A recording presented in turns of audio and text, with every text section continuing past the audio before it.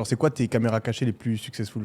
Bah écoute, là, il y avait une caméra cachée qui a été particulièrement marquante. J'avais simulé un débarquement de C sur la plage, avec des ballots et tout. C'était le bordel. T'avais les hélicos de la gendarmerie, t'avais les gendarmeries, enfin les jet skis, tu vois.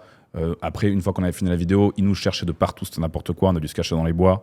C'était vraiment le bordel, tu vois. Et c'était une des vidéos les plus spectaculaires. Après, il y en a d'autres où, où j'avais simulé une scène de vente d'armes dans un motel, qui avait fait beaucoup de vues également. Tu vois, c'est ce genre de truc. D'où le délire, bon, il y avait un peu de testo dans le contenu, quoi. Comment t'as les idées?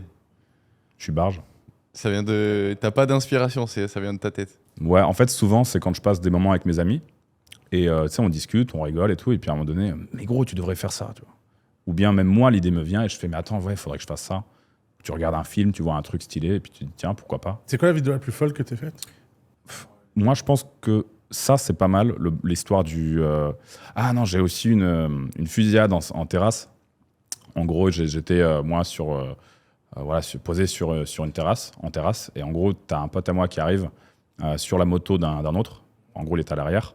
Et il me tire dessus avec des balles à blanc. Et moi, je dégaine mon flingue et je tire pareil avec des balles à blanc dessus. Et puis, je lui cours après. Et puis, les gens, ils choqués, tu vois. Donc, Ah oui, quand même. Ils étaient choqués. ouais. Et après, on entendait Et que t'as la pas BAC... d'ennui avec la police? Si, j'en ai eu. Bon, Ah ouais. j'ai fait quelques gardes à vue à cause de ça. Mais après, ça part jamais loin parce que tu arrives à faire comprendre aux magistrats que voilà, que c'est pas la vraie vie non plus. On n'a pas tiré des vraies balles, on n'a pas frappé quelqu'un, tu vois. Ça, t'arrives quand même à sortir. Je Bien. pense que tu pourrais faire ça en Russie.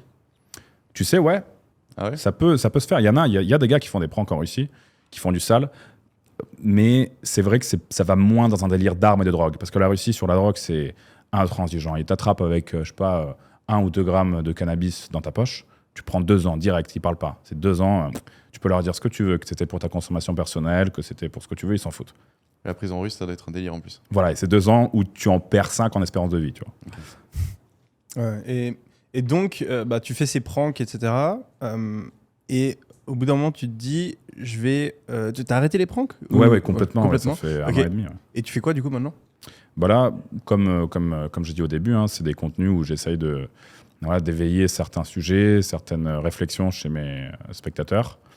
On fait des podcasts, comme celui qu'on est en train de faire actuellement. Des contenus un peu lifestyle aussi, des vlogs, des trucs sympas. On reste... Il y a des moments où on est vraiment sérieux, tu vois, on parle de choses importantes.